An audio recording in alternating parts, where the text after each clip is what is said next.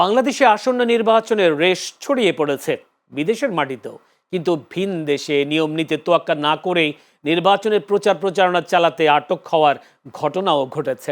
এমন ঘটনায় সৌদি আরবের বিভিন্ন এলাকায় বিনা অনুমতিতে নির্বাচনী প্রচারণার বিষয়ে প্রবাসী বাংলাদেশিদের সতর্ক করেছে বাংলাদেশ দূতাবাস।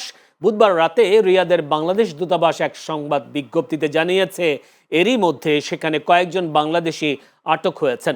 বিজ্ঞপ্তিতে বলা হয়, সম্প্রতি সৌদি আরবের বিভিন্ন এলাকায় হলরুম ভাড়া করে এবং হোটেল, রেস্তোরাঁ কিংবা ব্যক্তিগত বাসা বাড়িতে অনুমতি ছাড়া বিভিন্ন সংগঠনের ব্যানারে বাংলাদেশের আসন্ন ত্রয়োদশ জাতীয় সংসদ নির্বাচনের প্রচারণা চালানো হয়েছে, যা সৌদি আরবের নীতিমালা পরিপন্থী। সৌদি কর্তৃপক্ষের অনুমোদন ছাড়া কোনো ধরনের সভা সমাবেশ, রাজনৈতিক প্রচারণা কিংবা বিভ্রান্তিকর তথ্য প্রচার থেকে বাংলাদেশের নাগরিকদের বিরত থাকার আহ্বান জানিয়েছে বাংলাদেশ দূতাবাস।